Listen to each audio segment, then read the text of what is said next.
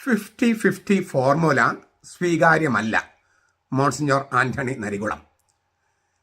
കുർബാനയുടെ ഏകീകൃത കുർബാന എന്ന് പറയുന്ന ആ 50-50 ഫോർമുല അപ്രസക്തമായതിനാൽ സ്വീകാര്യമല്ല.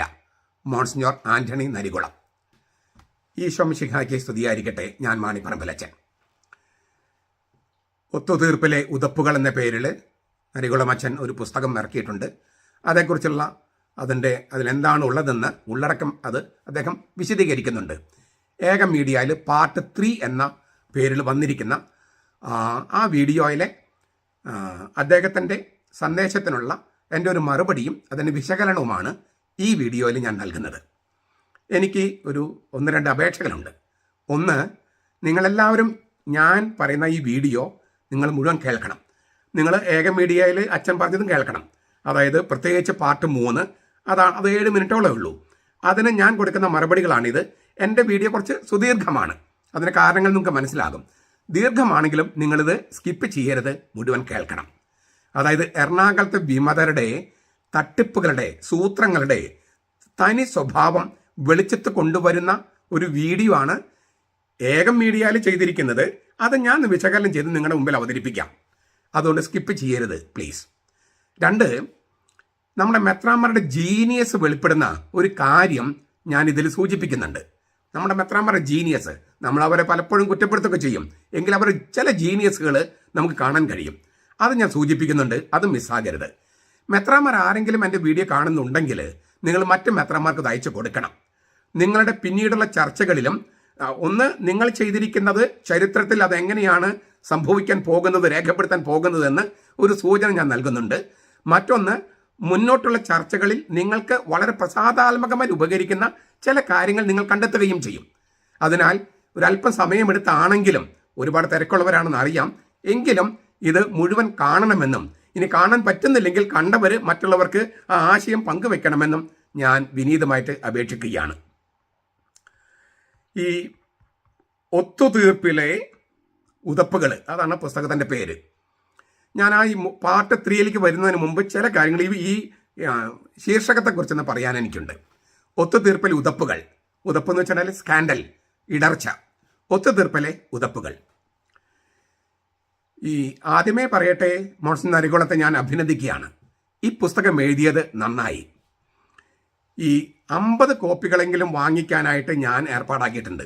മാർലൂയിസ് ബുക്ക് സ്റ്റോളിൽ എറണാകുളത്ത് വന്നു കഴിഞ്ഞാൽ വാങ്ങിക്കാനായിട്ട് 50 കോപ്പികളെങ്കിലും വാങ്ങിക്കാനായിട്ട് ഞാൻ ഏർപ്പാടാക്കിയിട്ടുണ്ട്. അതാരെങ്കിലും പോയി വാങ്ങിക്കുമെന്ന് ഞാൻ വിചാരിക്കുന്നു, തന്നാൽ. എന്തുകൊണ്ടെന്നറിയാമോ? ഈ പുസ്തകം ഞാൻ എഴുതി നന്നായി എന്ന് പറയുന്നതും അദ്ദേഹത്തെ അഭിനന്ദിക്കുന്നതും, സത്യത്തെ വളച്ചൊടിക്കുക, വടുക്കാക്കി തനിക്കാക്കുക, അറിവില്ലായ്മയിൽ അഹങ്കരിക്കുക, പിന്നെ ഓന്ത് നിറം മാറുന്നതിനേക്കാൾ എളുപ്പത്തിൽ വാക്ക് മാറുക തുടങ്ങിയ ചില പ്രത്യേകതരം ദൈവശാസ്ത്രജ്ഞന്മാരുടെ കലകൾ പഠിക്കാൻ ഇതിനേക്കാൾ നല്ലൊരു പുസ്തകം ആധുനിക കാലത്ത് രചിക്കപ്പെട്ടിട്ടില്ല. അത്തരം ദൈവശാസ്ത്രജ്ഞന്മാരുടെ കലകൾ എറണാകുളം അങ്കമാലിയിൽ മാത്രം കിട്ടുന്ന ഒരു ഇനമാണ്. അതിൻ്റെ ഒരു നഖചിത്രം അല്ലെങ്കിൽ നേർചിത്രം, പരിച്ഛേദം ഈ ഒത്തുതീർപ്പിൽ ഉതപ്പുകൾ എന്ന ഗ്രന്ഥത്തിലുണ്ട്. ഇത് ഗ്രന്ഥം കിട്ടിയിട്ടില്ല, പക്ഷേ ഗ്രന്ഥത്തെക്കുറിച്ചുള്ള നരികുളച്ചൻ്റെ വിശദീകരണത്തിൽ നിന്ന് എൻ്റെ വെളിച്ചത്തിലാണ് ഞാൻ പറയുന്നത്. അതുകൊണ്ട് ഞാൻ കുറച്ചധികം കോപ്പികൾ, പറ്റുമെങ്കിൽ 50 കോപ്പികളെങ്കിലും വാങ്ങിക്കാൻ പറഞ്ഞിട്ടുണ്ട്. നമുക്ക് പിന്നീട് ഇത് വേണ്ടി വരും. എന്തൊക്കെയാണ് ഇവിടുത്തെ തട്ടിപ്പുകൾ എന്നുള്ള കാര്യം തിരിച്ചറിയാൻ ഇത് ആവശ്യം വരും. 2, ഇതിൽ ചില ഭാഗങ്ങളെല്ലാം തർജ്ജമ ചെയ്ത് റോമായിൽ സമർപ്പിക്കുകയും ചെയ്യാലോ. എറണാകുളത്തെക്കുറിച്ച് വളരെ നല്ല അഭിപ്രായമാണ് ഇപ്പോൾ റോമായിലുള്ളത്. തട്ടിൽ പിതാവിൻ്റെ ഭാഷയിൽ പറഞ്ഞാൽ തല ഉയർത്തി നടക്കാൻ പറ്റാത്ത അവസ്ഥയാണ് റോമായിൽ. തലയിൽ മുണ്ടിട്ട് നടക്കേണ്ട അവസ്ഥയാണ്. ആ മുണ്ടിന് മുകളിൽ വെക്കാൻ പറ്റിയ ഒരു കിരീടമാണ് ഈ ഒത്തുതീർപ്പിലെ ഉതപ്പുകൾ എന്ന ഗ്രന്ഥം. 3, ഒത്തുതീർപ്പിലെ ഉതപ്പുകൾ എന്ന ആ ശീർഷകം വളരെ ഇഷ്ടപ്പെട്ടുവെന്ന് ഞാൻ ആദ്യത്തെ വീഡിയോയിൽ തന്നെ പറഞ്ഞു. 3 ദിവസം മുമ്പുള്ള വീഡിയോയിൽ പറഞ്ഞു. വിമത വൈദികൻ ഫാദർ നരികുളം മേജർ റക്ടർ ആയതാണ് ഒത്തുതീർപ്പിലെ ആദ്യത്തെ ഉതപ്പ്. അപ്പോൾ ഈ പുസ്തകം നരികുളമച്ചനെ കുറിച്ചാണ്. ഒത്തുതീർപ്പിൽ ഉതപ്പുകൾ എന്ന് പറഞ്ഞാൽ എറണാകുളത്ത് ഇടഞ്ഞു നിൽക്കുന്ന വൈദികരെല്ലാം ചേർത്ത് പിടിക്കാൻ വേണ്ടി സമവായത്തിൻ്റെ മനസ്സോടെ മോൺസിഞ്ഞോർ നരികുളത്തെ മേജർ സെമിനറി റക്ടറാക്കി. അത് ഒത്തുതീർപ്പിൽ ഉതപ്പല്ലേ? ആ ഉതപ്പിന്റെ അലയൊലികൾ സുറിയാനി കൽതായി കത്തോലിക്ക സഭ എന്ന സീറോ മലബാർ സഭയിൽ കെട്ടടങ്ങിയിട്ടില്ലല്ലോ. ഈ എറണാകുളംകാരെ ചേർത്ത് പിടിക്കാൻ വേണ്ടിയല്ലേ നരികുളച്ചനെ ആലുവ മേജർ സെമിനാർ റെക്ടറാക്കിയത്? അതൊരു ഒത്തുതീർപ്പായിരുന്നു. അതുകൊണ്ടുണ്ടായ ഉതപ്പുകൾ സീറോ മലബാർ സഭയിൽ അതിന്റെ ഉതപ്പുകൾ കഴിഞ്ഞിട്ടുണ്ടോ? അല്ലെങ്കിൽ അതിന്റെ അലയടികൾ തീർന്നിട്ടുണ്ടോ? അത്ര വലിയ ഉതപ്പാണ് സൃഷ്ടിച്ചത്. അദ്ദേഹം ഈ ഒത്തുതീർപ്പിൽ ഉതപ്പുകൾ ആ പുസ്തകം ഇൻട്രൊഡ്യൂസ് ചെയ്യുന്ന സമയത്ത് ഒരുപാട് മെത്രന്മാരുടെ പേരുകൾ പറയുന്നുണ്ട്. അദ്ദേഹം പറഞ്ഞിരുന്നത് ഇങ്ങനെയാണ്, നരികുളത്തിൻ്റെ ഭാഷ. എനിക്ക് 3 തലമുറകളിൽ മെത്രാന്മാരായിട്ട് പരിചയമുണ്ട്. ആദ്യത്തെ തലമുറ മെത്രാന്മാർ, എന്നിട്ട് അദ്ദേഹം കുറച്ച് മെത്രാന്മാരുടെ പേര് പറയുന്നുണ്ട്. ഞാൻ ഏതാനും പേരെ സൂചിപ്പിക്കുക. നിങ്ങൾക്ക് ആ ഏകത്തിൻ്റെ ആദ്യത്തെ വീഡിയോയിൽ കാണാം. ഈ ഒത്തുതീർപ്പിൽ ഉതപ്പുകൾ എന്ന ഗ്രന്ഥത്തെക്കുറിച്ചുള്ള ആദ്യത്തെ വീഡിയോ. പഴയപ്പറമ്പിൽ പിതാവ്, കണ്ടത്തിൽ പിതാവ്, അങ്ങനെ പിതാക്കന്മാരുടെ പേര് പറയണം. ഇവരെനിക്ക് നേരിട്ട് പരിചയമില്ല, എങ്കിലും അവർ വിശുദ്ധരായ മനുഷ്യരായിരുന്നു, നീതിബോധമുള്ളവരായിരുന്നു, സത്യസന്ധരായിരുന്നു. 2ാം തല മെത്രാന്മാർ അവരെനിക്ക് നേരിട്ട് പരിചയമുണ്ട്, കണ്ടും കേട്ടും പരിചയമുണ്ട്. പാറക്കാട്ടിൽ പിതാവ്, പഴയാറ്റിൽ പിതാവ്, കുണ്ടുകുളം പിതാവ്, അങ്ങനെ കുറച്ച് പേരുകളെ പറയുന്നുണ്ട്.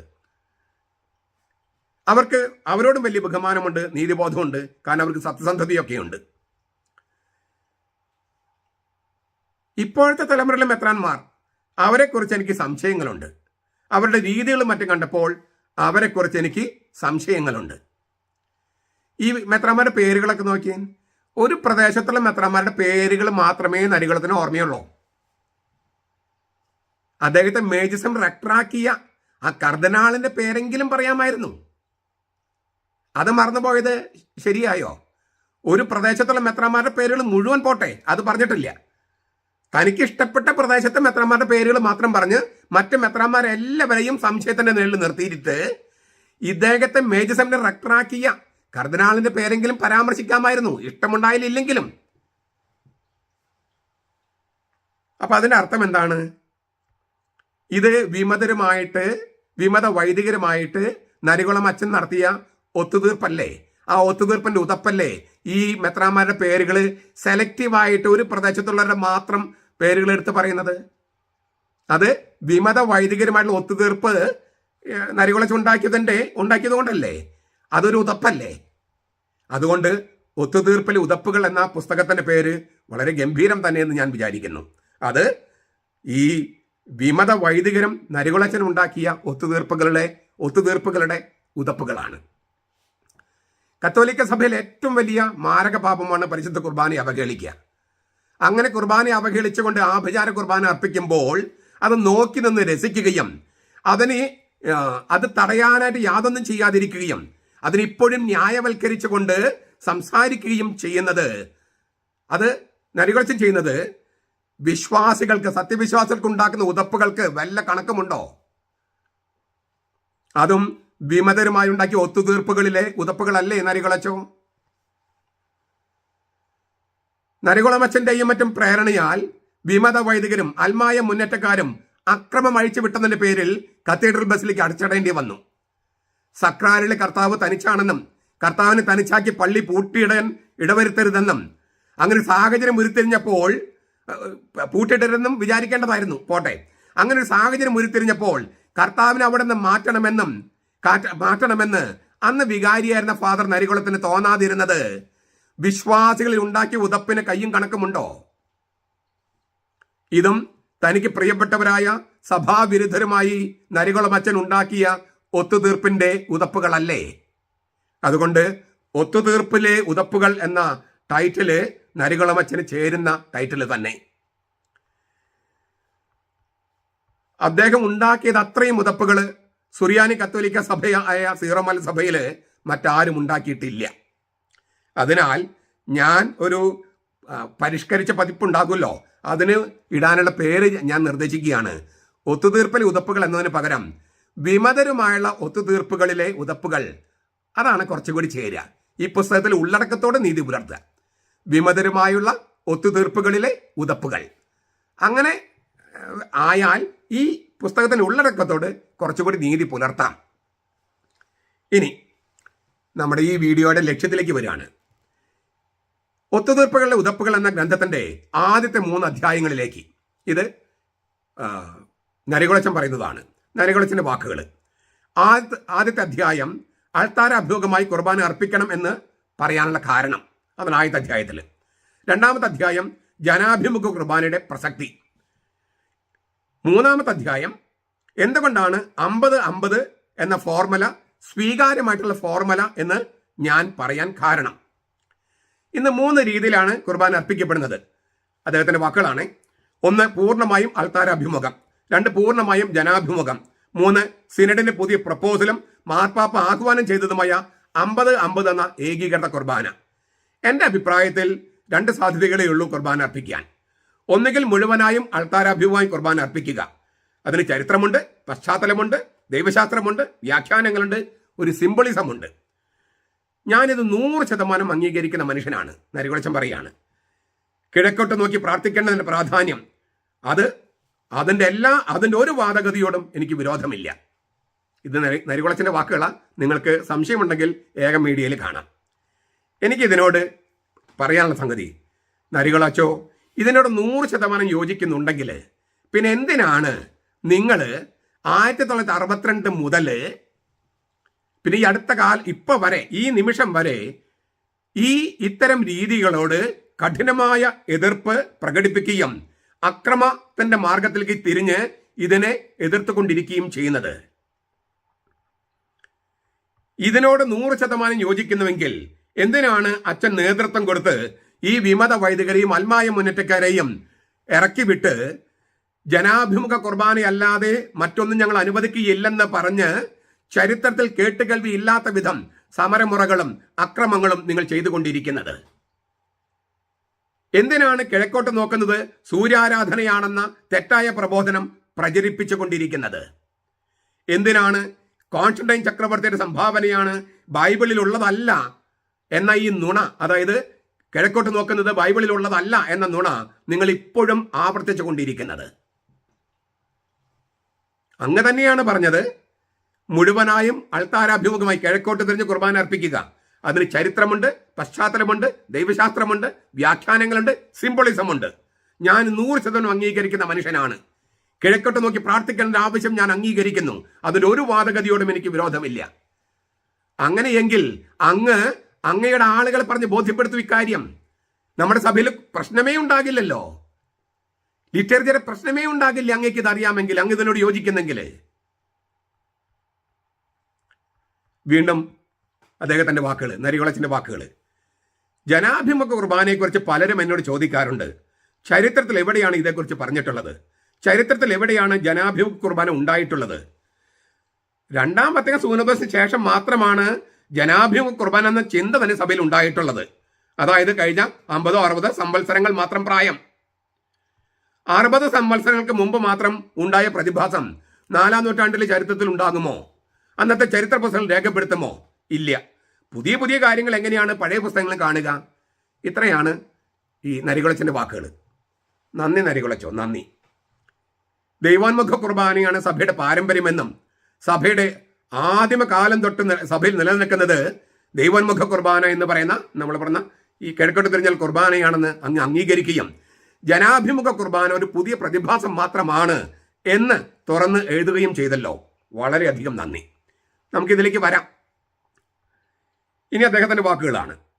2ാമത്തെ അധ്യായത്തിൽ ഞാൻ വിവരിച്ചിരിക്കുന്നത് എൻ്റെ അഭിപ്രായത്തെക്കാൾ ബെനഡിക്ട് 16 മാർപ്പാപ്പയുടെ അഭിപ്രായമാണ്.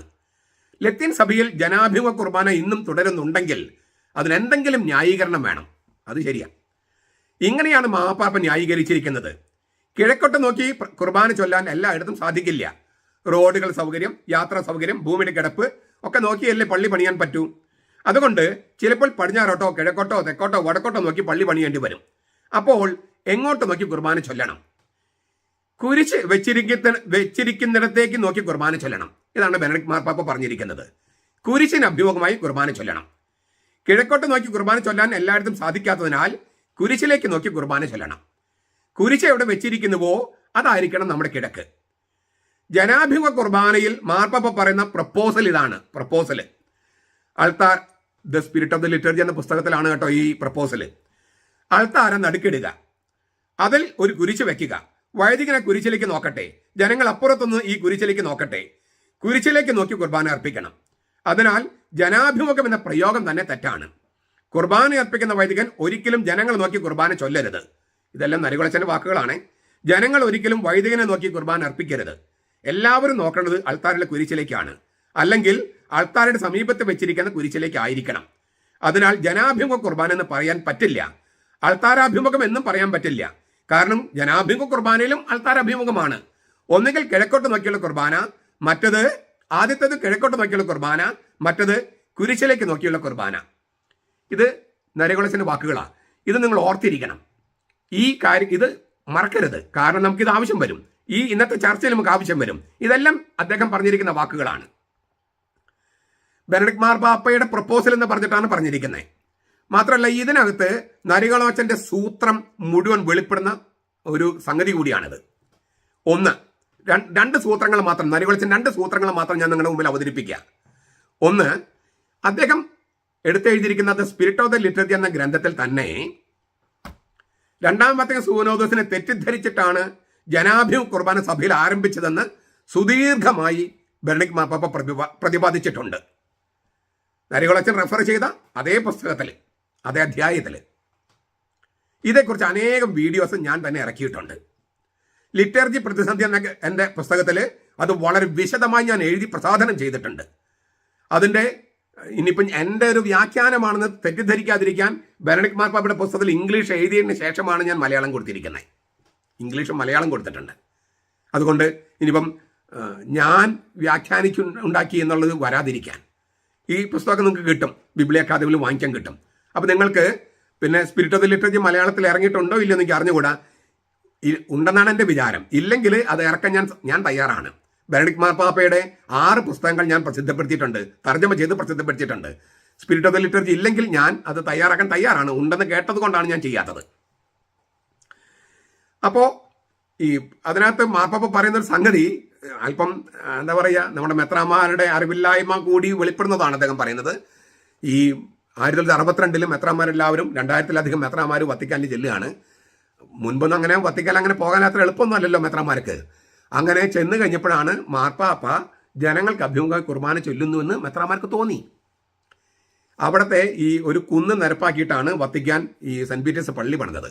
അവിടുത്തെ ഭൂമിശാസ്ത്രം അനുസരിച്ച് മാർപ്പാപ്പെങ്കിലും കിഴക്കോട്ട് നോക്കി നിൽക്കാൻ, പ്രത്യേകിച്ചും ഈ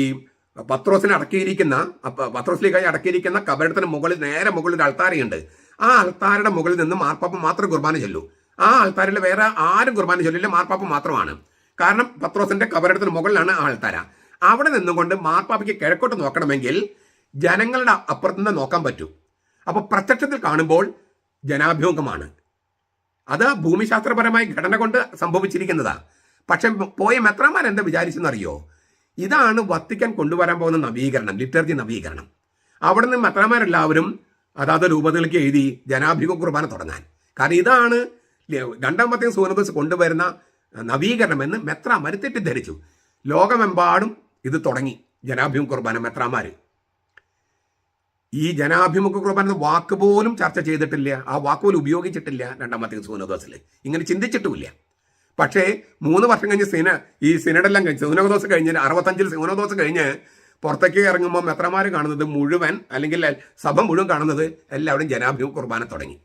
അതുകൊണ്ടാണ് ബെനഡിക്ട് മാർപ്പാപ്പ പറയുന്നത് രണ്ടാം വത്തിക്കാൻ സുനോദോസിനെ തെറ്റിദ്ധരിച്ചിട്ടും മാർപ്പാപ്പ ചൊല്ലുന്ന വിധത്തെ അത് മാർപ്പാപ്പ കിഴക്കോട്ട് നോക്കിയാണ് നിൽക്കുന്നതെന്ന കാര്യം മനസ്സിലാക്കാതെ ജനങ്ങൾക്ക് അഭിമുഖം നിൽക്കുന്നെന്ന് മെത്രാന്മാരെ തെറ്റിദ്ധരിച്ചിട്ടുമാണ് ഈ ജനാഭിമുഖ കുർബാന തുടങ്ങിയെന്ന് ഈ രണ്ടാം വത്തിക്കാൻ സുനോദോസിന് നേതൃത്വം കൊടുത്ത ആൾ തന്നെ എഴുതിയിരിക്കുന്നത്.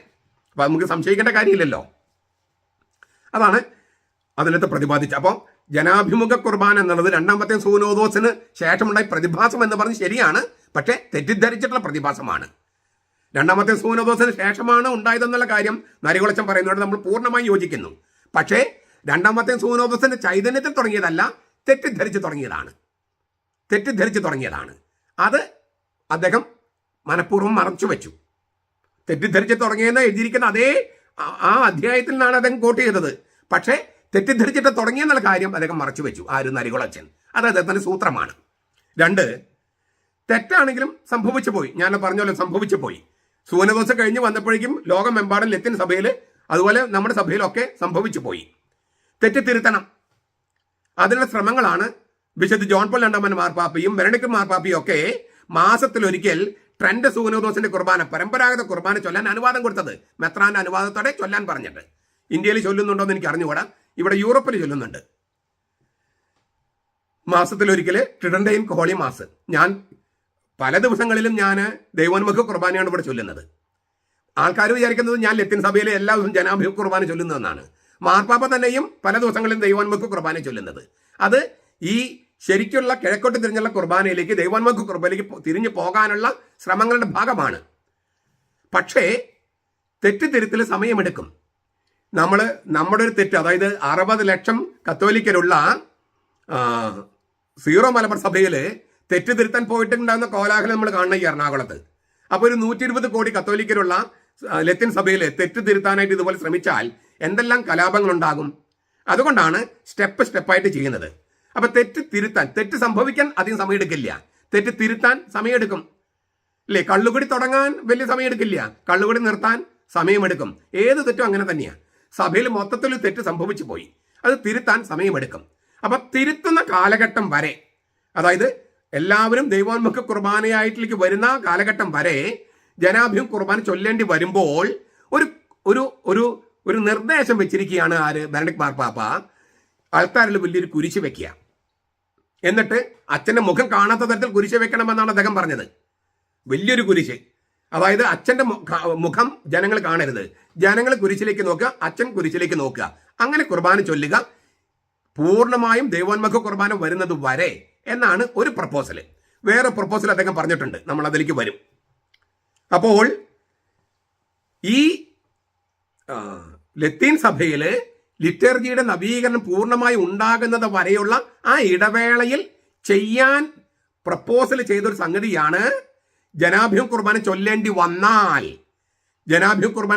വന്നാൽ, അതല്ല ശരിയായ രീതി, ചൊല്ലേണ്ടി വന്നാൽ ഇങ്ങനെ കുരിശ് വെച്ച് ആ കുരിശിലേക്ക് നോക്കി, അത് അച്ഛന്റെ മുഖം പറയുന്ന തരത്തിൽ കുരിശ് വെച്ച് അച്ഛന്റെ മുഖം ജനങ്ങൾ കാണരുത്.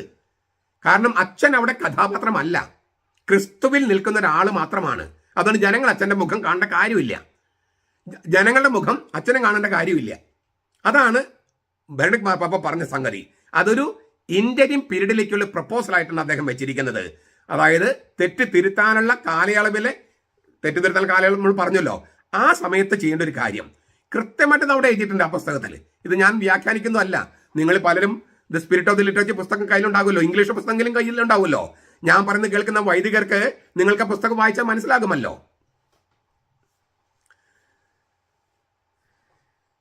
ഈ അദ്ദേഹം പറയുന്ന ഒരു സംഗതി കൂടി ഞാൻ ഒന്ന് സൂചിപ്പിക്കുകയാണ്. ഈ കുരിശ് വെച്ചുള്ള കുർബാനയും പോരായ്മയുള്ളതാണ്. കാരണം ക്രിസ്തുവിന്റെ സ്ഥാനത്താണ് വൈദികൻ നിൽക്കുന്നത്. മിക്കവാറും പ്രാർത്ഥനകളെല്ലാം ദൈവപിതാവിനെ അഭിസംബോധന ചെയ്ത, ക്രിസ്തുവിനെ അഭിസംബോധന ചെയ്തല്ല, കുരിശിലെ ക്രിസ്തുവിനെ അഭിസംബോധന ചെയ്തല്ല. അതിനാൽ കുരിശിലേക്ക് നോക്കി കർത്താവായ ദൈവമേ എന്ന് വിളിക്കുന്നത് അഭംഗിയുണ്ട്. കർത്താവായ ദൈവം എന്ന് ആ വാക്ക് ഉപയോഗിക്കുന്നത് പിതാവായ ദൈവത്തിന്. എങ്കിലും ജനത്തെ നോക്കുന്നതിനേക്കാൾ നല്ലതാണ്, ജനത്തെ നോക്കാതിരിക്കാനാണ് കുരിശ് വയ്ക്കാൻ പറയണേ. ഈ ദൈവോന്മുഖം എന്ന് പറഞ്ഞാൽ അവിടെ കുരിശ് മാത്രമല്ല, അവിടെ സ്വർഗത്തിന്റെ പ്രതീതിയാണ്. കർത്താവായ ക്രിസ്തുവിന്റെ സ്ഥാനത്ത് നിന്ന് പിതാവായ ദൈവത്തിന് അർപ്പിക്കുന്ന ബലി, അന്നത്തെ ബലി, അത് ഇന്ന് സന്നിഹിതമാക്കുകയാണ്. അതാണല്ലോ കുരിശിൽ ബലി ഇന്ന് സന്നിഹിതമാക്കുകയാണല്ലോ. അതാണ് ഉദ്ദേശിക്കുന്നത്. പിതാവായ ദൈവത്തെ നോക്കിക്കൊണ്ട് പുത്രൻ തമ്പുരാൻ പിതാവെ അവരോട് ക്ഷമിക്കണമേ എന്ന് പറയുന്നത്. ആ കുരിശിലെ ബലി ഇന്ന് സന്നിഹിതമാക്കുകയാണ്. അതാണ് വാസ്തവത്തിൽ ഈ കുർബാന എന്ന് പറയുന്നത്.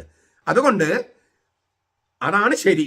എങ്കിലും അതിനിപ്പോൾ നിവൃത്തിയില്ലാത്തതുകൊണ്ട് സംഭവിച്ചു പോയത് കൊണ്ട് തൽക്കാലത്തേക്ക് ഒരു കുരിശ് വെക്കുക, അങ്ങനെ ഈ ജനങ്ങളുടെ മുഖം കാണാത്ത തരത്തിൽ കുർബാന അർപ്പിക്കുക എന്നാണ്. ഈ കാര്യമാണ് നരികുളച്ചൻ പതുക്കെ അത് പറയാതെ പോയത്. അത് കുരിശ് വെച്ച പ്രാർത്ഥന ചൊല്ലാൻ പറഞ്ഞത് ഇടക്കാലത്തേക്കുള്ള, അതായത് തെറ്റിത്തിരുത്താനുള്ള സമയത്തേക്കുള്ള ഒരു താൽക്കാലിക സംവിധാനമാണെന്ന് കൃത്യമായിട്ട് ബെനഡിക്ട് മാർപ്പാപ്പ പറഞ്ഞിട്ടുണ്ട്. റോബർട്ട് സാറ എന്ന് പറഞ്ഞ ലിറ്റർജി കാര്യാലയത്തിന്റെ പ്രീഫെക്റ്റ് ആയിരുന്ന റോബർട്ട് സാറ വളരെ കൃത്യമായിട്ട് പറഞ്ഞിട്ടുണ്ട്. ഈ അടുത്ത കാലത്ത് കുറെ മെത്രാപ്പോലിത്തമാർ പറഞ്ഞിട്ടുണ്ട്. നിങ്ങൾക്ക് ലത്തീൻ സഭയിലെ പ്രശ്നങ്ങൾ അറിയാത്തത് കൊണ്ടാണ് മിക്കവാറും എല്ലാ ലത്തീൻ രൂപതകളിലും ഈ പരമ്പരാഗത രീതി പുനഃസ്ഥാപിക്കണമെന്ന് പറഞ്ഞിട്ടുള്ള നിവേദനങ്ങൾ പോയിക്കൊണ്ടിരിക്കുക. നിവേദനങ്ങൾ പക്ഷെ അവിടെ നമ്മുടെ സഭയിലുള്ള പോലെ സീറോ മലബാർ സഭയിലുള്ള പോലെ പ്രശ്നങ്ങൾ ഉണ്ടാകില്ല. കാരണം അവിടെ അച്ഛന്മാരുടെ ചർച്ച ചെയ്തിട്ടും ജനങ്ങളുടെ ചർച്ച ചെയ്തിട്ടും അല്ല ലിറ്റർജി തീരുമാനിക്കണേ. നമ്മൾ തെറ്റായ ഒരു കീഴ്വഴക്കം ഉണ്ടാക്കി പോയതാണ്. ലിറ്റർജി ചർച്ച ചെയ്യേണ്ടത് ജനങ്ങളും അച്ഛന്മാരും അല്ല, അത് മെത്രാന്മാർ തന്നെയാണ്. അവരെ സഹായിക്കാൻ ചിലരൊക്കെ ഉണ്ടാകാം. മെത്രാന്മാരുടെ പ്രപ്പോസൽ തെറ്റാണെന്ന് നരിവെളിച്ചം പലപ്പോഴും പറയുന്നുണ്ട്. മെത്രാന്മാരല്ലാണ്ട് പിന്നെ ആരാണ് ലിറ്റർജിയുടെ കാര്യം തീരുമാനിക്കേണ്ടത്? മെത്രാന്മാരുടെ പ്രപ്പോസൽ തെറ്റാണെന്ന് നരികുളച്ചൻ പറയുന്നു. ഞാൻ ചോദിക്കട്ടെ, ലിറ്റർജിയുടെ അധ്യക്ഷൻ ആരാണ്? നരികുളച്ചനാണോ? അത് മെത്രാന്മാരല്ലേ അത് തീരുമാനിക്കേണ്ടത്? അത് നരികുളച്ചന് അറിയില്ലെന്നുണ്ടോ? ലിറ്റർജിയുടെ അധ്യക്ഷൻ ലിറ്റർജിയുടെ കാര്യങ്ങൾ തീരുമാനിക്കേണ്ടത് മെത്രാന്മാരാണെന്ന സത്യം അറിയാഞ്ഞിട്ടല്ലല്ലോ. ഇത് എറണാകുളത്തെ ജനങ്ങളെല്ലാം കൂടി ചർച്ച ചെയ്ത് തീരുമാനിക്കേണ്ടതാണോ ലിറ്റർജി? അങ്ങനെയാണോ അച്ഛൻ പഠിച്ച ഡോക്ടറേറ്റിലുള്ളത്? വീണ്ടും നരികുളച്ചന്റെ വാക്കുകളിലേക്ക്. എൻ്റെ അഭിപ്രായത്തിൽ 3-ാമത്തെ അധ്യായമാണ് നിങ്ങൾ ശ്രദ്ധിച്ച് വായിക്കേണ്ടത്. 50-50 എന്ന ഫോർമുല അപ്രസക്തമാണെന്ന് ഞാൻ എഴുതിയിരിക്കുന്നത് 3-ാമത്തെ അധ്യായത്തിലാണ്. ഈ ഒത്തുതീർപ്പൽ ഉതപ്പുകൾ എന്ന ഗ്രന്ഥത്തിലെ 3-ാമത്തെ അധ്യായത്തിൽ. ഈ ചരിത്രത്തിൽ 50-50 എന്ന ഫോർമുല ഇല്ല, ഒരു സഭയിലും ഇല്ലെന്നാണ് എൻ്റെ അറിവ്. ഒന്നുകിൽ കിഴക്കെന്ന ദിശയിലേക്ക്, അല്ലെങ്കിൽ മധ്യത്തിൽ കുരിശിലേക്ക് നോക്കി പ്രാർത്ഥിക്കുക. അദ്ദേഹത്തിന്റെ വാക്കുകളാണ്. എന്നിട്ട് അദ്ദേഹം പറയാണ് 50-50 എന്ന് അതിൻ്റെ അപകടം എന്ന് പറയുന്നത് ഇതാണ്.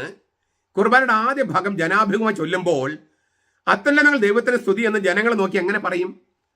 സർവാധീനം കർത്താവേ നിന്നെ ഞങ്ങൾ നമിക്കുന്നു. അച്ഛൻ അങ്ങനെ കുമ്പിട്ട് കാണിക്കുന്നുണ്ട്. നിന്നെ ഞങ്ങൾ നമിക്കുന്നു സ്തുതിക്കുന്നുവെന്ന് എങ്ങനെ ജനങ്ങൾ നോക്കി പറയും? പരിശുദ്ധനായ ദൈവമേ, പരിശുദ്ധനായ ബലവാനെ, പരിശുദ്ധനായ അമർത്തനെ, ഞങ്ങൾ കരുണയുണ്ടാകണമേ എന്ന് പറയുമ്പോൾ എങ്ങനെയാണ് ജനങ്ങളെ നോക്കി നിൽക്കുക? അതൊക്കെ ആൾക്കാരിലേക്ക് നോക്കി പറയേണ്ടതല്ലേ?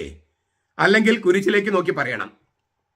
ഇത് നരികുളച്ചന്റെ വാക്കുകളാണ്. നിങ്ങൾക്ക് കെണി മനസ്സിലായ?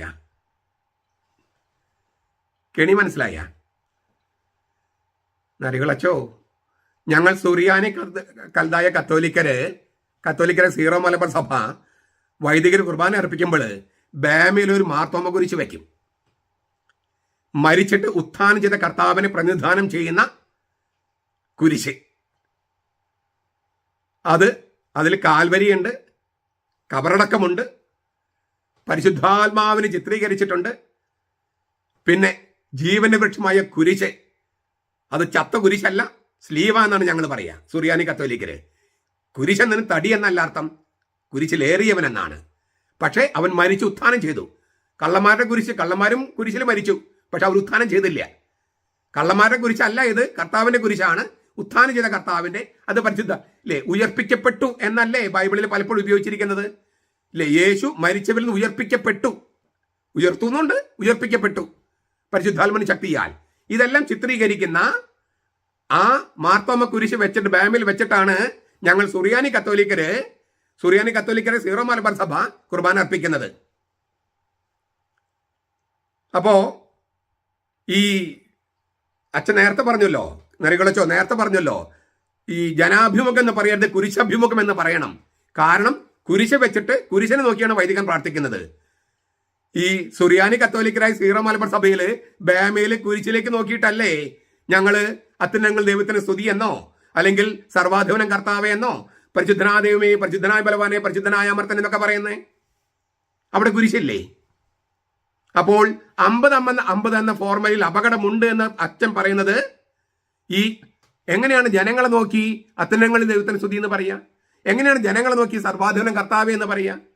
എങ്ങനെയാണ് ജനങ്ങളെ നോക്കി പരിശുദ്ധനായ ദൈവമേ എന്ന് പറയാ? അച്ഛൻ പറയുന്ന അതേ യുക്തി, അതായത് അച്ഛൻ പറയുന്നത് ജനാഭിമുഖ കുർബാന അല്ല, കുരിശഭിമുഖ കുർബാന എന്ന് പറയുന്നുണ്ടല്ലോ എറണാകുളത്തുള്ളത്. അവിടെ പറയുന്നത് ജനങ്ങളോ അഭിമുഖമായിട്ടല്ല ഞങ്ങൾ കുർബാന ചൊല്ലുന്നത്, കുരിശഭിമുഖമാണെന്നാണ്. സീറോ മലബാർ സഭയിലും കുരിശഭിമുഖമല്ലേ? 50-50 കുരിശഭിമുഖമല്ലേ? അല്ലേ? നിങ്ങൾ കുരിശ് വെച്ച് ചൊല്ലിയാൽ അത് കുരിശഭിമുഖവും, സീറോ മലബാർ സഭയിലെ വൈദികർ കുരിശ് വെച്ച് ചൊല്ലിയാൽ അത് ജനാഭിമുഖമോ ആവുന്ന എങ്ങനെയാ? 50-50 മുഴുവൻ നേരം ജനങ്ങൾ നോക്കിയെന്നല്ല അതിൽ അപകടമില്ല. കുറച്ചു നേരം ജനങ്ങൾ നോക്കിയാൽ അപകടം എന്ന് പറയുന്നതിന്റെ യുക്തി എന്താണെന്ന് നരികുളച്ചോ? മാത്രമല്ല അവിടെ കുരിശ് വെച്ചിരിക്കുന്നു. ഈ 50-50 കുരിശ് വെച്ചിട്ടുണ്ട്. അപ്പൊ അതിന് അപകടമുണ്ടെന്ന് അച്ഛൻ പറയുന്നതിൽ എന്ത് ന്യായമാണുള്ളത്? കുരിശിലേക്ക് നോക്കിയല്ലേ അച്ഛൻ നിൽക്കുന്നത്? കുരിശിലേക്ക് നോക്കിയല്ലേ ജനങ്ങൾ നിൽക്കുന്നത്?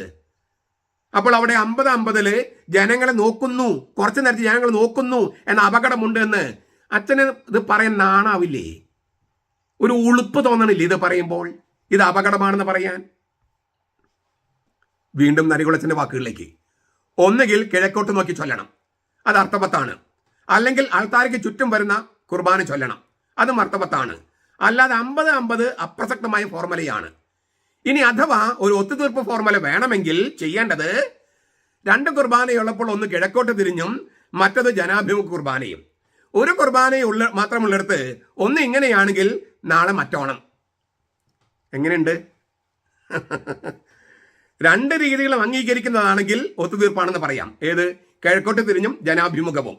അല്ലാതെ 50-50 എന്ന ഫോർമുല ദൈവശാസ്ത്രപരമായിട്ടും ചരിത്രപരമായിട്ടും ലിറ്ററേച്ചർ പാരമ്പര്യം വെച്ച് നോക്കിയാലും ഒരു യഥാർത്ഥ സൊല്യൂഷൻ അല്ല. അതിന് വലിയ അപാകതയുണ്ട്, അപകടമുണ്ട്.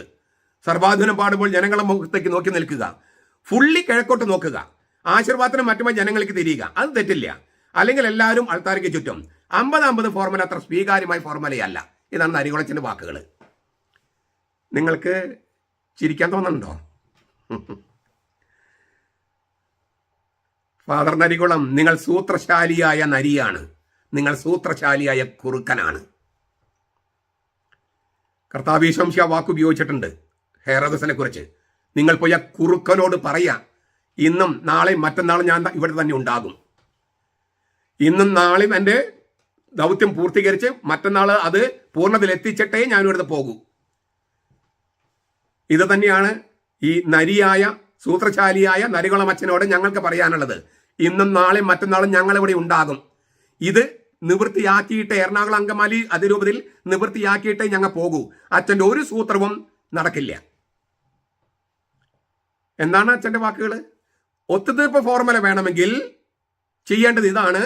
2 കുർബാനയുള്ളപ്പോൾ ഒന്ന് കിഴക്കോട്ട് തിരിഞ്ഞും മറ്റത് ജനാഭിമുഖ കുർബാനയും. അപ്പൊ ജനങ്ങളെ നോക്കിയിട്ട് സർവാധുനം പാടാൻ കുഴപ്പമില്ല, അത്യുന്നത ദൈവത്തിന് സ്തുതി പറയാൻ കുഴപ്പമില്ല, പിന്നെ പരിശുദ്ധനായ ദൈവമേ പരിശുദ്ധനായ ബലവാനെ പറയാൻ കുഴപ്പമില്ല. ഒത്തുതീർപ്പാണല്ലോ. ഒരു കുർബാന മാത്രമുള്ളിടത്ത് ഇന്ന് ഇങ്ങനെയാണെങ്കിൽ നാളെ മറ്റോണം. അതായത് ഇപ്പോൾ എറണാകുളത്ത് നടക്കുന്ന കോപ്രായം സഭ അംഗീകരിച്ച് തരണം. ലിറ്റർജിക്കൽ വേരിയന്റ്, ഇതാണ് സൂത്രം. സമവായ കോപ്രായം തുടരണം.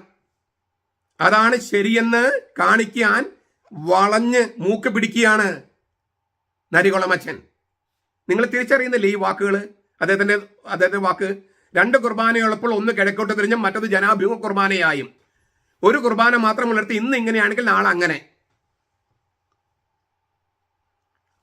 മൊത്തം ആശയക്കുഴപ്പമുണ്ടാക്കുക.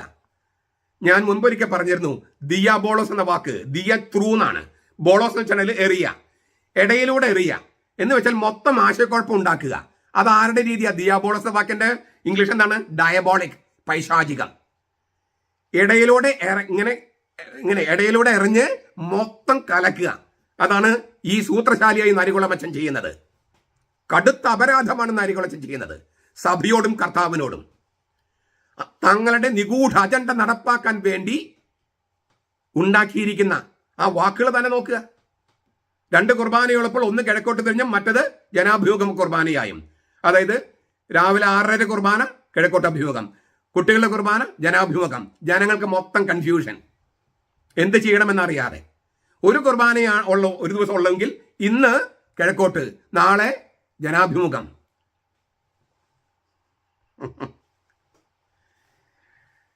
ഈ വളഞ്ഞു മൂക്ക് പിടിക്കുന്ന കാര്യം ഉണ്ടായിരുന്നില്ല നരികുളച്ചു. ഇത്രയും സൂത്രം വെക്കേണ്ടിയിരുന്നില്ല.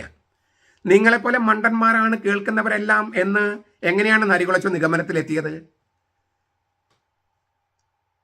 ചുരുങ്ങിയ പക്ഷം ബെനഡിക്ട് പാപ്പായുടെ 6 പുസ്തകങ്ങൾ മലയാളത്തിൽ തർജ്ജമ ചെയ്ത മാണിപ്പറമ്പിലച്ചനോടെയുണ്ട്. The spirit of the liturgy വായിച്ച് പല പ്രാവശ്യം വായിച്ച് അതിൽ നിന്നും റെഫറൻസുകളും മറ്റുമൊക്കെ എടുത്ത് ഈ ലിറ്റർജി പ്രതിസന്ധി എറണാകുളം അങ്കമാലി അതിരൂപത എന്ന് എഴുതിയിരിക്കുന്ന പുസ്തകം എഴുതിയിരിക്കുന്നത് ഞാനാണ്. ഞാനിത് കേൾക്കുമെന്നെങ്കിലും വിചാരിക്കാമായിരുന്നില്ലേ? അതോ നിങ്ങൾ കേൾക്കുമ്പോൾ നിങ്ങൾക്ക് ചിരി വരുന്നില്ലേ? ഈ അദ്ദേഹത്തിന്റെ വാക്കുകൾ ഞാൻ ആവർത്തിക്കുമ്പോൾ നിങ്ങൾക്ക് ചിരി വരുന്നില്ലേ? ഒരു ഒത്തുതീർപ്പ് ഫോർമുല വേണമെങ്കിൽ ചെയ്യേണ്ടത് ഇതാണ്: ഒരു കുർബാനയോടൊപ്പം ഒന്ന് കിഴക്കോട്ട് തിരിഞ്ഞും മറ്റത് ജനാഭിമുഖമായും. ഒരു കുർബാന ഒരു പള്ളിയിലുള്ളെങ്കിൽ ഇന്ന് കിഴക്കോട്ട് തിരിഞ്ഞ് നാളെ ജനാഭിമുഖം. നിങ്ങൾക്ക് ചിരിക്കാൻ തോന്നുന്നില്ലേ?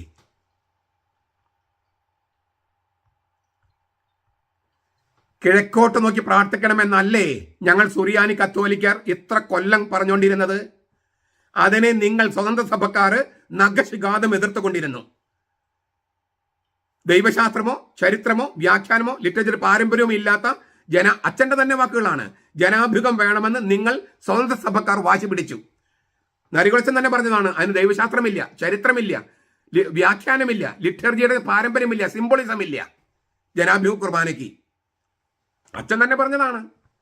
ഇപ്പൊ തുടങ്ങിയ പ്രതിഭാസത്തിന് എങ്ങനെയാണ് ചരിത്രം ഉണ്ടാകുക, അത് ചരിത്ര പുസ്തകം എങ്ങനെ എഴുതി വെക്കും എന്നൊക്കെ അച്ഛൻ തന്നെയാണ് ചോദിച്ചത്. അപ്പോൾ ജനാഭിമുഖ കുർബാനയ്ക്ക് ദൈവശാസ്ത്രമില്ല, ചരിത്രമില്ല, വ്യാഖ്യാനമില്ല, ലിറ്ററേച്ചർ പാരമ്പര്യമില്ല, സിംബോളിസം ഇല്ല. ഇത് നരികുളച്ചന്റെ വാക്കുകളാണ്. അത് വേണമെന്ന് നിങ്ങൾ സ്വതന്ത്ര സഭക്കാർ വാശി പിടിക്കുന്നു. അപ്പോ സഭയിൽ ഐക്യമുണ്ടാകാൻ മെത്രാന്മാർ, ഇവിടെയാണ് മെത്രാന്മാരുടെ ജീനിയസ് ഞാൻ പറയാൻ പോകുന്നത്. ആ ജീനിയസിന് ഒരു അടിസ്ഥാനവും ഞാൻ പറയാണ്. ഇങ്ങനെ കിഴക്കോട്ട് നോക്കി പ്രാർത്ഥിക്കും, മുഴുവൻ നേരം കിഴക്കിന് അഭിമുഖമായി ദൈവോന്മുഖ കുർബാന വേണമെന്നാണ് ഞങ്ങൾ പറഞ്ഞുകൊണ്ടിരുന്നത്. അതായത് സുറിയാനി കത്തോലിക്കരായി ഞങ്ങൾ പറഞ്ഞുകൊണ്ടിരുന്നത്. പക്ഷെ നിങ്ങൾ സ്വതന്ത്ര സഭക്കാർ പറഞ്ഞു അത് പറ്റില്ല, ജനാഭിമുഖം വേണം. സഭയിൽ ഭിന്നിപ്പുണ്ടാകാൻ പാടില്ലല്ലോ, ശീഷ്മ ഒഴിവാക്കണമല്ലോ. അതിന് മെത്രാന്മാർ കണ്ടെത്തിയ ഒരു ജീനിയസ് മാർഗമാണ് ഞാൻ ഇപ്പോൾ പറയുന്നത്. ദൈവശാസ്ത്രവും ചരിത്രവും വ്യാഖ്യാനവും ലിറ്ററേച്ചറുടെ വലിയ പാരമ്പര്യവും സിംബളിസവുമുള്ള സംഗതികളെല്ലാം അനാഫറയിൽ നിലനിർത്തുക. അപ്പം ദൈവശാസ്ത്രമുണ്ട്, ചരിത്രമുണ്ട്, വ്യാഖ്യാനമുണ്ട്, ലിറ്ററേച്ചറുടെ വലിയ പാരമ്പര്യമുണ്ട്, സിംബോളിസമുണ്ട്. അത് അനാഫറയിൽ നിർത്തുക, കിഴക്കോട്ട് തിരിഞ്ഞ്. ഇവയൊന്നുമില്ലാത്ത നിങ്ങളുടെ ജനാഭിമുഖം, അതായത് ദൈവശാസ്ത്രമില്ല, ചരിത്രമില്ല, വ്യാഖ്യാനമില്ല, ലിറ്ററേച്ചറുടെ വലിയ പാരമ്പര്യമില്ല, സിംബോളിസം ഇല്ല, അത് വചന ശുശ്രൂഷയിൽ നിർത്തുക, ആക്കുക. അതാണ് 1999 മെത്രാന്മാർ ഒത്തുതീർപ്പ് ഫോർമുലയായി മുന്നോട്ട് വെച്ചത്. ഇതാണ് 1999 തീരുമാനം. അതിന് ഈ മെത്രാന്മാർ പറഞ്ഞൊരു ന്യായം ബെനഡിക്ട് മാർപ്പാപ്പ തന്നെയാണ് സൂചിപ്പിച്ചിരിക്കുന്നത്. അച്ഛൻ വായിച്ച, നരികുളച്ചൻ വായിച്ച അതേ പുസ്തകത്തിൽ അതുണ്ട്.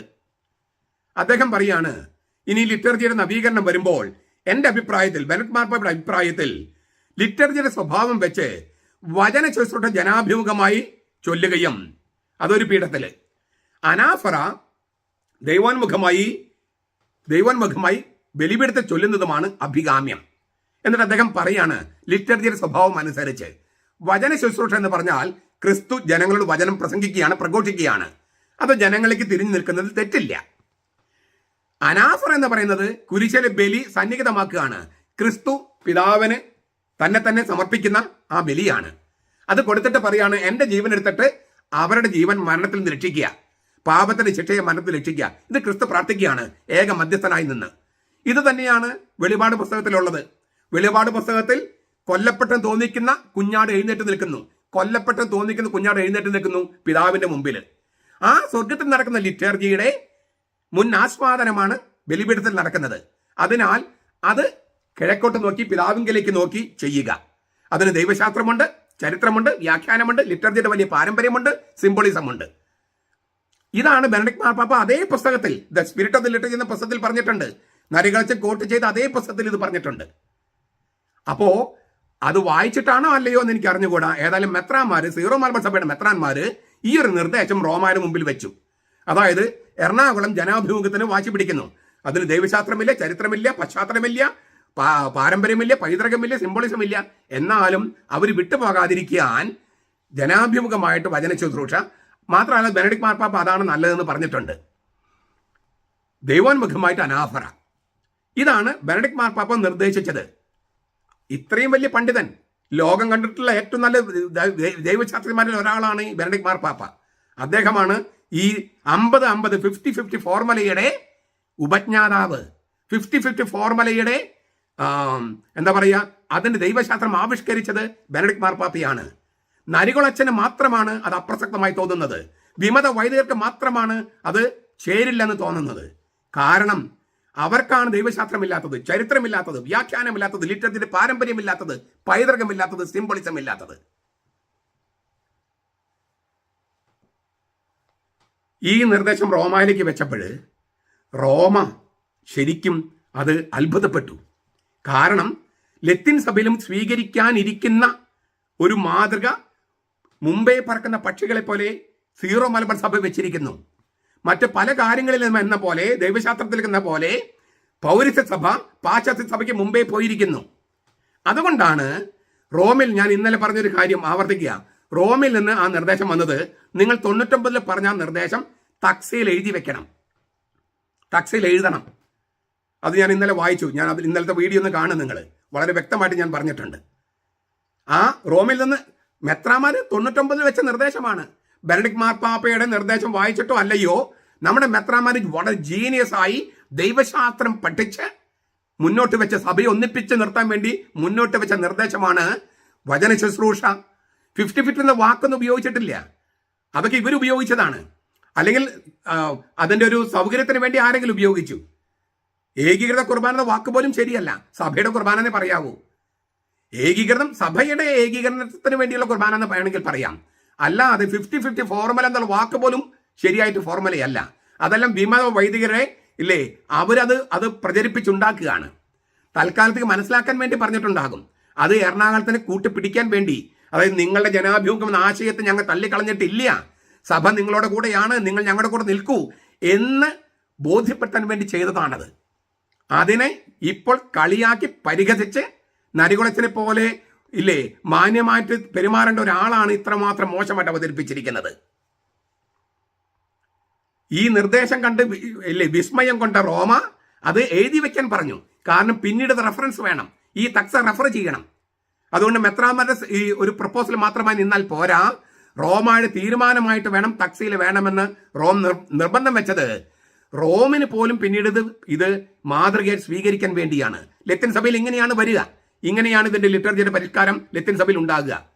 അതായത് വചന ശുശ്രൂഷ ജനാഭിമുഖമായും അനാഫ്ര ദൈവോന്മുഖമായും, അങ്ങനെയാണ് ലത്തീൻ സഭയിൽ ഇപ്പോൾ ചർച്ചകൾ നടക്കുന്നത്. അതിന് കാരണം ബെനഡിക്ട് മാർപ്പാപ്പ അത് എഴുതിയിട്ടുണ്ട് എന്നുള്ളതാണ് അതിന്റെ ദൈവശാസ്ത്രം. ആ ദൈവശാസ്ത്രം ഞാൻ പറഞ്ഞു കഴിഞ്ഞു. ലോകം കണ്ട ഏറ്റവും വലിയ ദൈവശാസ്ത്രജ്ഞൻ ഒരാളായ ബെനഡിക്ട് മാർപ്പാപ്പയുടെ പുസ്തകത്തിലെ ആ ഭാഗം നരികുളം വച്ചോ അങ്ങ് വായിച്ചില്ലേ? അതോ വായിച്ചിട്ട് മനസ്സിലായില്ലേ? അങ്ങനെ നിങ്ങൾക്ക് പറ്റാറുണ്ട്. അല്ലെങ്കിൽ തലതിരിഞ്ഞ് മനസ്സിലാകും. ഇന്നലെ പറഞ്ഞല്ലോ, മാർപ്പാപ്പയെ തെറ്റിദ്ധരിപ്പിച്ചു, മാർപ്പാപ്പ തെറ്റ് ചെയ്തു, മാർപ്പാപ്പയ്ക്ക് തെറ്റ് പറ്റി എന്നൊക്കെ.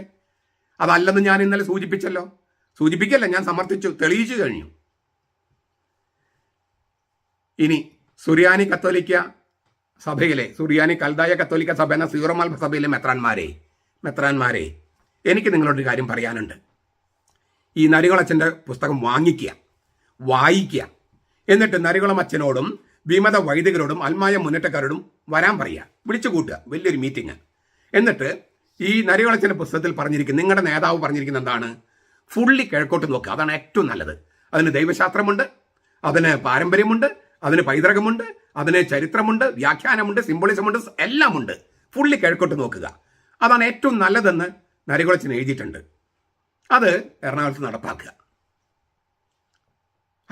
നടപ്പാക്കൂ. എല്ലാ രൂപതകളും അത് നടപ്പാക്കിക്കോളും. എറണാകുളത്ത് നടപ്പാക്കാനേ പ്രശ്നമുള്ളൂ, ബാക്കി എല്ലാ രൂപതകളും നടപ്പാക്കിക്കോളും. ഇരിങ്ങാലക്കുട, തൃശ്ശൂർ അടക്കം ഞാൻ ഉറപ്പ് തരുന്നു. നിങ്ങൾ ചർച്ച ചെയ്ത് ഇനിയൊരു ചർച്ചയില്ല, ഇത് നടപ്പാക്കുക. കാരണം നിങ്ങൾ തന്നെ എഴുതി വെച്ചിരിക്കുന്നതാണ് ഏറ്റവും നല്ലത് കിഴക്കോട്ട് തിരിഞ്ഞുള്ള കുർബാനയാണ്, ദൈവോന്മുഖ കുർബാനയാണ്. കിഴക്കോട്ട് തിരിയാൻ പറ്റില്ലെങ്കിൽ ദൈവോന്മുഖം എന്ന് പറയുന്നതിന്റെ അർത്ഥം അതാണ്, സ്വർഗത്തിന്റെ സിംബോളിസം ഉള്ള സ്ഥലത്തേക്ക് തിരിഞ്ഞിട്ടുള്ള കുർബാന. ഒരു കാര്യം ഒന്ന് ആവർത്തിച്ച് ഞാൻ നിർത്തുകയാണ്. ഈ എറണാകുളത്തെ ജനാഭിമുഖ കുർബാനയിൽ ഒരു കുരിശ് വെച്ച് കുർബാന ചൊല്ലിയാൽ അത് കുരിശഭിമുഖം. ഈ പറഞ്ഞ 50-50 ഫോർമുല, അത് സൗകര്യത്തിന് വേണ്ടി ഞാൻ ഉപയോഗിക്കുക.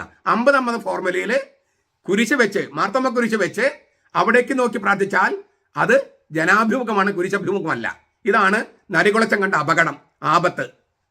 എന്തെങ്കിലും യുക്തിയോ എന്തെങ്കിലും ബോധമോ അതിനകത്തുണ്ടോ? എന്തെങ്കിലും യുക്തിയോ എന്തെങ്കിലും ബോധമോ അതിനകത്ത്? ബോധമുള്ളവർ ആരെങ്കിലും ഇങ്ങനെ പറയുമോ? നരികുളച്ചൻ ചിലപ്പോൾ ഈ സുറിയാനി സീറോ മലബാർ സഭയുടെ കുർബാന ചൊല്ലിയിട്ടുണ്ടാവില്ല, അതുകൊണ്ട് കുരിശ് വെച്ചിട്ടുണ്ടാവില്ല. ഈ ബാമയിൽ കുരിശ് വെച്ച് ചൊല്ലുന്ന രീതി നരികുളച്ചൻ ചിലപ്പോൾ പരിചയക്കുറവുണ്ടാവും.